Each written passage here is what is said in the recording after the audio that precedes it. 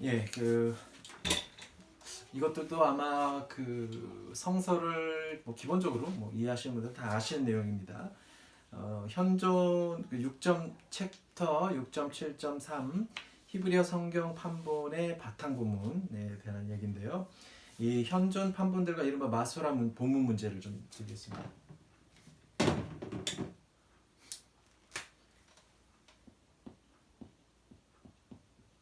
소위 말하는 이 마소라 텍스트라고 하는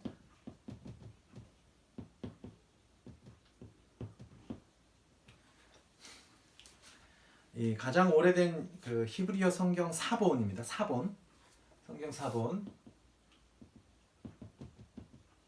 히브리어 성경 사본은 895년 모세 벤 아세르가 쓰고 이제 모음 부호를 붙인 겁니다. 모음 부호를 붙인 카이로 예언서 사본입니다. 카이로 예언서 사본. 그 다음에 여기에는 이제 신명기의 역사서와 예언서, 다니엘서를 제외하고는 담고 있다고 하는데요. 이 마소라 본문 문제의 본질은 가장 오래된 유명한 사본들이 성경 문서들 자체보다 1000년도 훨씬 뒤의 것들이라는 데 있다는 것이죠. 뭐냐면 AD 성경 히브리어 성경은 전에 쓰여질 거죠. 예를 들면 대략 뭐 기원전 뭐 3세기라든지 이때부터 이제 형성이 된 건데 형성이 이제 완전히 거의 이때 뭐 3세기나 2세기 이 사이에 정말 어느 정도 틀이 좀 잡혔다고도 보는데 1000년이 지난 거예요. 거의 1000년이 지나서 나서 이 본문에 이것을 이렇게 넣은 것이죠. 뭐 예를 들면 뭐 이렇게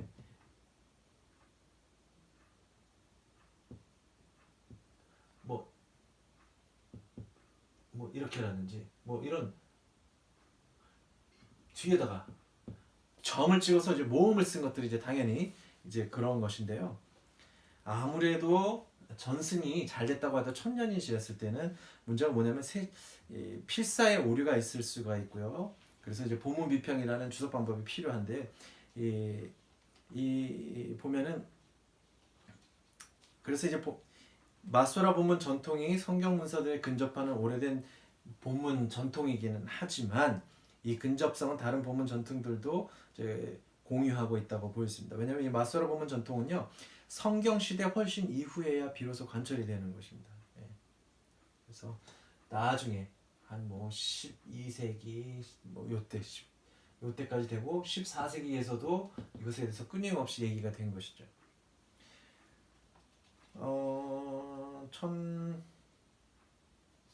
1906년에 라이프치히에서 야콥 벤 하임의 중세 판본을 1525년 판본을 바탕으로 해서 비블리아 헤브라이카라는 책이 이제 히브리어 성서라는 뜻이겠죠. 히브리어 성서에 출간이 되는데요. 이 판본은 계속 슈투트가르트에서 편집 출판하였고요. 비평 자료집을 크게 수정해서 있는데 꿈란의 이문들도 수록되어 있다고 합니다. 보시면 이런 것들이죠. 비블리아 헤브라이카라는 책입니다. 비블리아 헤브라이카라는 책인데 뭐 원래 이렇게 돼 있죠. 히브리 성서 알겠지만 옛날에 우리나라 책들처럼 이렇게 이쪽에서부터 열고 가는 겁니다. 우리 지금 책들은 이제 이쪽에서부터 이제 열겠지만 그것이 아니라 이제 이쪽에서부터 이렇게 거꾸로부터 이제 읽었죠. 여기 보면은 뭐 토라 너빔, 뭐 커투빔이란 뜻이겠죠. 이게 타낙 성경에 이제 이야기를 하는 겁니다. 그래서 이렇게 해서 요 안에 보시면 깨알같이 다들 모음을 넣은 것들이 이제 이것을 계속해서 수정하고 했던 것이 이겁니다. 이거 말고도 이제 히브리어 성서가 제일 유명하겠지만 더 있습니다. 그래서 성서학자들은 이거 말고도 더 보겠죠. 이것은 계속해서 이제 수정이 되고 있다고 하는 것을 보여줄 수가 있습니다. 이 구약 성경은 거룩한 전승으로 이제 각별한 주목을 요구하는 하는데요. 일찍이 기원전 117년의 집회서는 외경입니다. 그래서 외경이라고는 이제 제2경전이라고도 하는데 그렇기 때문에 읽어보셔야 돼요. 율법과 예언서 그 밖에 다른 책들에 관해서 말하겠습니다. 거의 같은 시기에 꿈란의 SNF파 법규 지침들의 모음집인 모세의 책, 예언자들의 책, 그리고 다윗의 시편들을 지적하는데요. 이는 일종의 정경 목록으로서 훗날 누가복음 24장 27, 44절에도 받아들여지게 되는 것이죠. 예, 정경으로 여겨지는 책들은 비교적 직선적으로 직접적으로 이렇게 집대성하는 시기가 일러야 대충 어떻게 보면 역사적으로 쭉 직선적으로 보면 일러야 기원 후 2세기라는 거예요.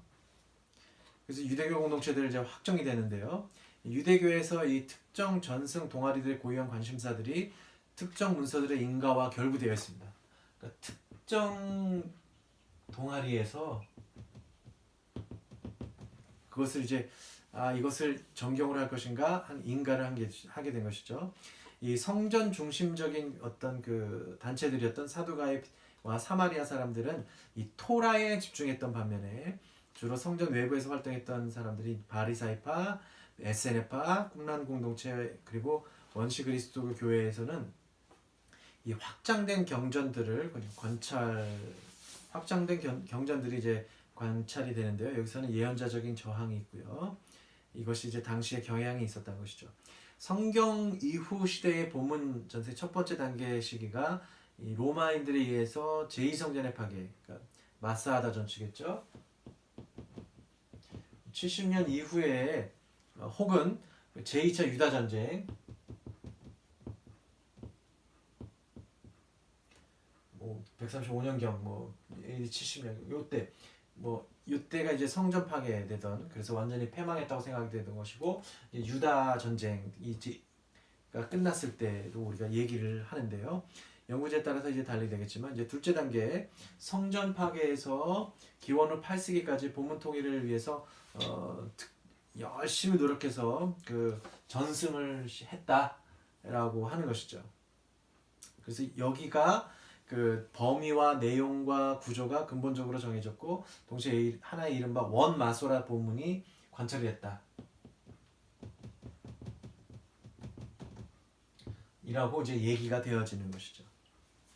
이 통일한 경향을 보면 유대교가 자신의 히브리어 성경 본문을 이 초창기 그리스도교와의 어떤 대결 때문에라도 이제 확정해야 됐다는 점에서 보면은 어떻게 보면 이 정경화, 이 마소라 본문 전에 이 원 마소라 본이 있었다고 하는 어쨌든 여하간에 이 2세기경의 그리스도교 때문에라도 그 정경화를 했다는 것은 이제 따지면 외부에서 촉발이 돼가지고 정경화 작업을 시작을 한 것으로 보이는데요.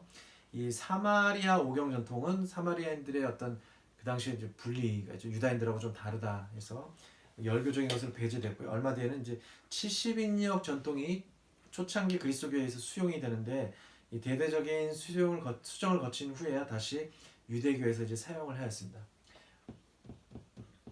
사마리아 오경도 있었고 70인역도 있었고 또 그리스도교에서 이제 이런 성경을 이스라엘 성경을 막 들여오려고 했을 때 그러니까 이런 것들이 있는데요. 마소라 본문 전통이 유일하게 이제 쿰란 공동체가 멸망하기 때문에 이게 끊겼고 그러다 보니까 이 전승자들이 70년 이후에 살아남아서 이때까지 온 것이죠. 그 얌니아라는 곳에서 랍비 힐렐 학파가 확실히 중요한 연구 작업을 한 겁니다. 그래서 이 힐렐 가문은 이 영예로운 어떤 가부장적 권한 안에 있었던 유대교의 로마 시민권이 이제 부여된 것이죠. 212년에. 그러니까 좀 힐렐 학파가 그래도 나름 영향력이 있어서 로마의 시민권이 부여됐다라는 것입니다. 그래서 여기에서부터 이 전승들이 꾸준히 이제 올라간 것이죠. 후대인들은 이 본문 보존에 주된 그 마소라 학자들이 그럼 어떤 작업을 했는가? 이 자음으로 되어 있는 여러 가지 있겠죠. 이런 말들이 자음으로 되어 있는 것들.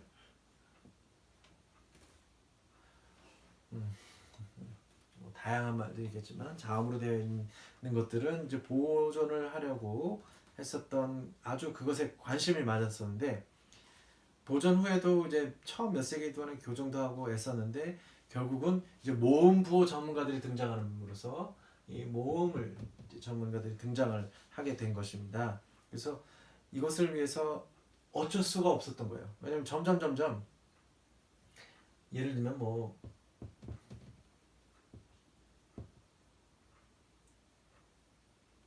어떤 게 있나요? 뭐 대충 이런 글자만 딱 주어져도 이스라엘 사람들은 예전에 그것을 다 읽어왔고 외워왔고 그렇기 때문에 이게 무슨 말인지 알았던 거예요.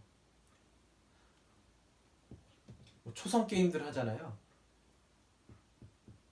이렇게 하면 무슨 말인지 몰라요, 사실 지금은. 근데 뭐 이걸 계속 이걸 이렇게 읽는다, 이렇게 뜻을 알아들어라 하면은 알았던 것이죠. 근데 이것들이 시간이 1000년이 지나고 하면은 그 당시 다 흩어져 살고 이 전통들을 갖고 있는 사람들이 없기 때문에 마지막으로 안 되겠다 해서 어떻게 읽는 법 읽고 나서 그 뜻 이런 것들을 계속 한 것이죠.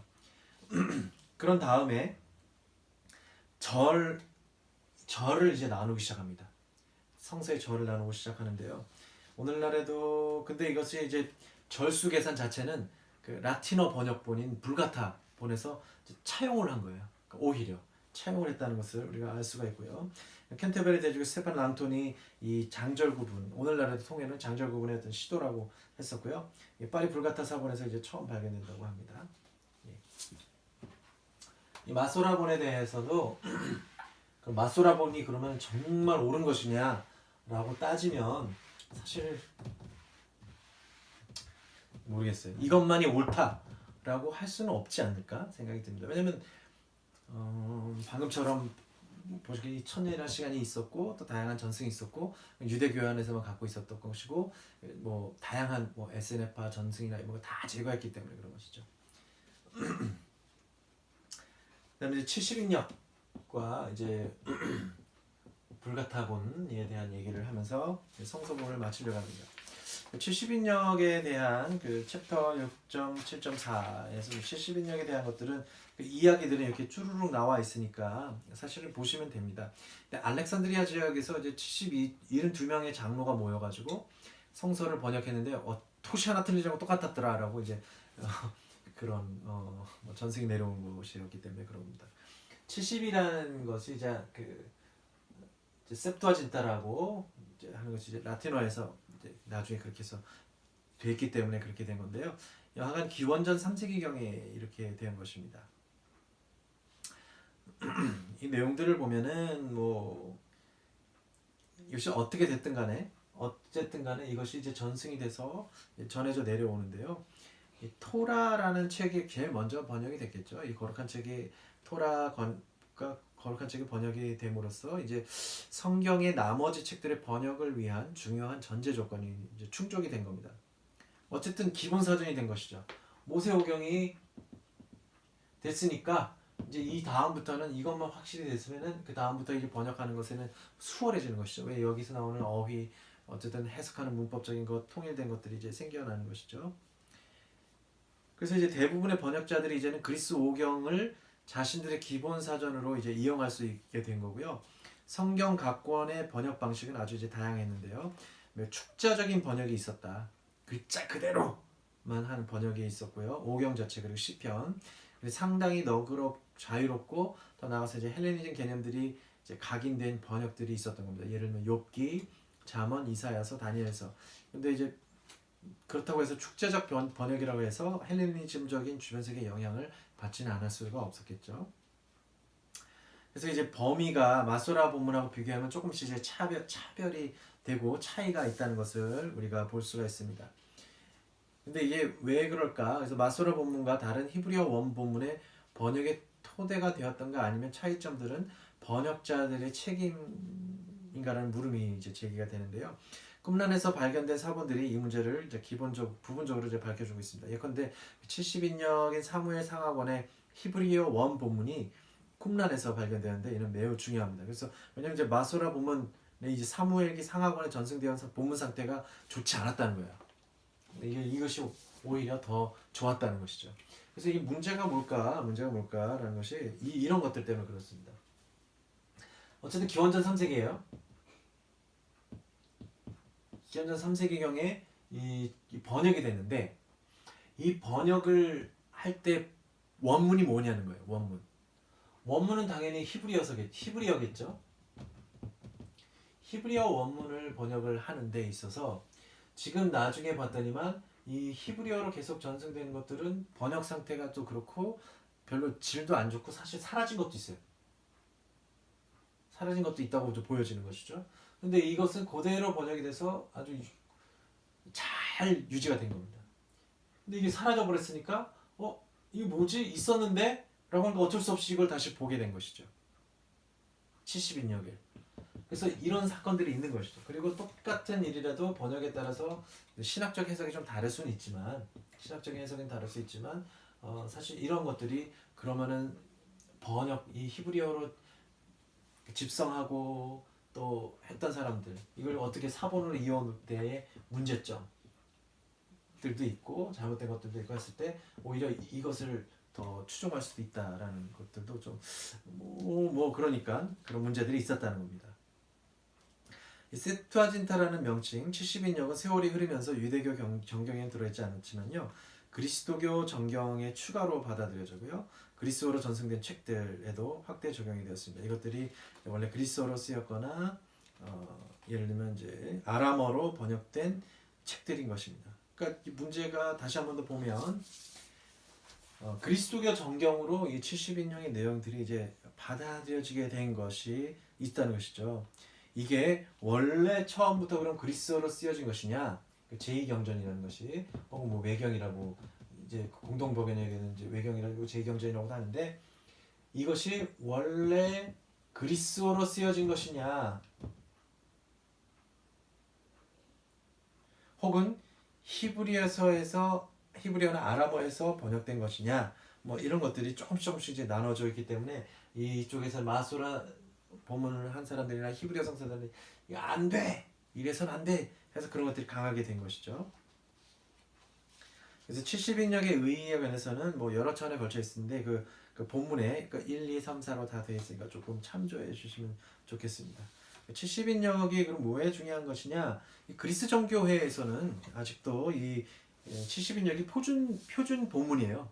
본문이고 또 성령의 영감을 받아서 기록된 것으로 보고 있다는 것이죠. 그래서 70인역은 콥트 교회, 이 에티오피아 교회, 제오르지아 교회, 또 슬라브 교회에서 사용하는 번역본 성경들의 토대로 사용되고 있다는 것입니다.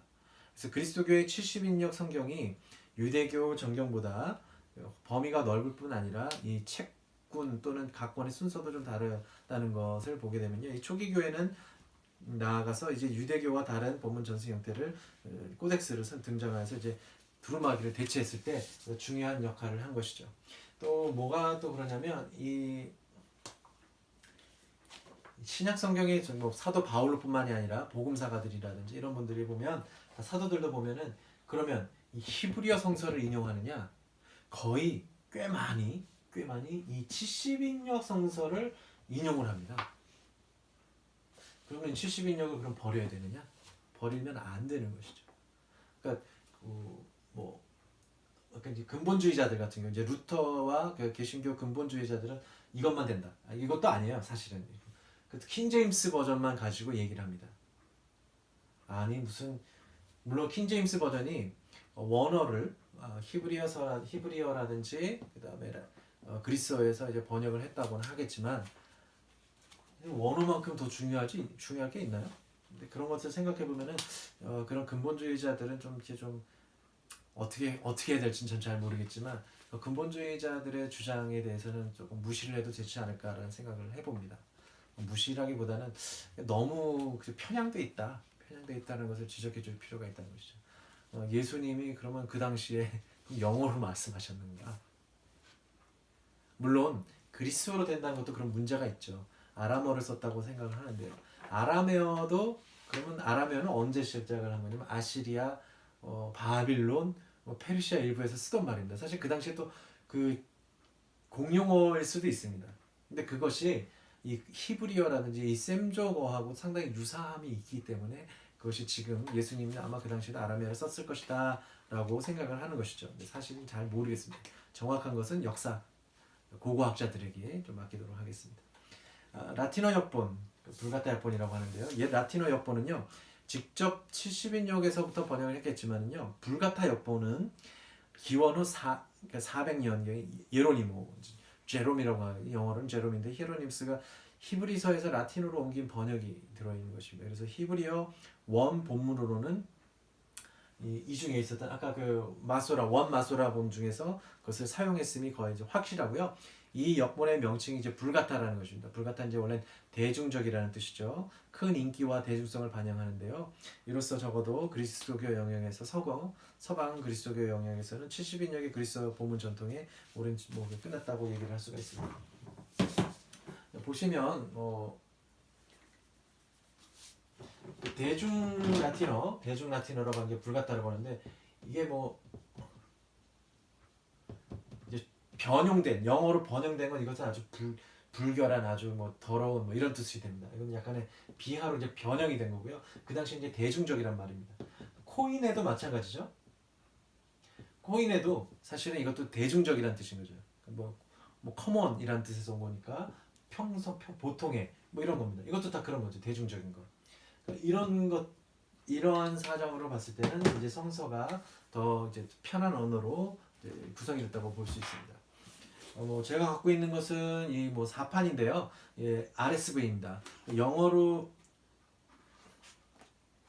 아마 그 뮌스터 독일 뮌스터에 있었던 그 아주 유명한 그 코르트 알란트하고 뭐 바바라 알란트라든지 뭐 이런 곳에서 아마 주로 작업을 했던 이 신약 성서 번역본 중에 가장 최고봉 중에 하나라고 하는 것이죠. 이런 번역본들을 이제 앞으로도 계속 참조를 하시면 좋을 것 같고요. 이 그리스어 원본 신약성서고요. 이거는 제가 갖고 있는 이제 그 여기서 같이 했던 네슬레 알란트가 작업했던 것 중에 이제 신약성서 라틴어본입니다. 라틴어본. 그래서 구약도 있는데요. 구약은 제가 사지를 못했네요. 어쨌든 이 신약성서본 이 그리스어로 된 것을 번역한 라틴어본도 아주 중요함이 있고요. 또 이거 보시면 이제 타낙이라고 되어 있죠. 타낙이라고 됩니다. 이건 이제 영어로 번역된 건데요. 아까 말했던 이 히브리서를 이제 히브리어 본문을 이제 타낙 성경의 기준으로 해서 번역한 것으로 이제 보여집니다. 뭐 어떤 거를 번역했는지 아마도 그렇게 됐고요. 아마 이 히브리어 텍스트를 가지고 번역한 것으로 보여집니다. 처음에 이제 독일어에서는 이제 마틴 부버하고 로젠스파이크라는 프란츠 로젠스파이크라는 사람이 이제 번역을 이제 하기 시작을 했던 것이죠. 근데 번역이 다른 언어로 잘 되지는 않았던 것 같습니다. 이 영어권에서는 그 킹제임스 버전이 뭐 중요하다고 하지만 그 다음에 이제 그 개정이 되었죠. 그래서 이제 RSV가 있었고 New Revised Standard 버전이 있습니다. 여기 나와 있는 구약 성경은 39권의 내용만 나와 있지만 권위 있는 그리고 영어로 읽기에도 상당히 좋아요. 영어로 읽기에도 상당히 좋고요. 그 다음에 이제 뭐 어떤 그 장하고 절만 구분이 돼 있지 뭐 다른 성서들 보면 무슨 여기 제목들이 있는데 그런 건 없습니다. 그리고 이 책은 독일어권 책 중에서는 이 개신교계와 천주교계와 함께 공동 번역을 한 책입니다. 그래서 Einheitsübersetzung이라고 하는 이제 공동 번역인데요. 이게 꽤 오래한 건데요. 우리나라의 공동 번역이 먼저인지 이 성서 번역이 먼저인지는 잘 모르겠습니다만 우리나라의 성서 공동 번역 공동 번역 같은 경우는 꽤 오래, 그러니까 세계에서 뭐 첫 번째, 두 번째라면 서로 할 정도로 아마 시기가 그 정도로 빨리 번역된 것 중에 하나라고 보여집니다. 그러니까 신교와 구교가 합작으로 그렇습니다. 이 내용들은 뭐냐면요, 이게 초기 그리스도교에 있던 저작들입니다. 그러니까 다양한 책들이 있어요. 여기는 어록들도 어록을 이렇게 따로 모아놓은 것들도 있고요. 그러니까 복음서들도 당연히 있고요.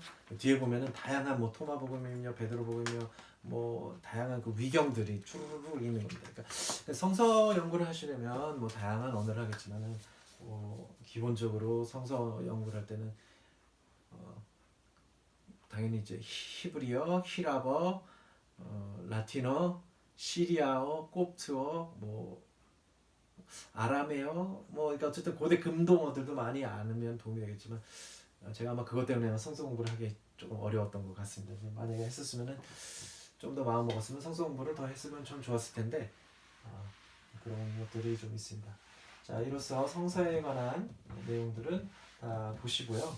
참조하시고 앞으로 교회에 가셔서 성서 공부를 할 때 기본적으로 뭐 정확하게 다 알려주기는 뭐 어렵겠지만 그래도 사목자, 성직자로서 준비할 수 있는 거는 확실히 준비했으면 좋겠다는 마음에서 좀 다른 부록 내용들도 자세하게 설명했습니다.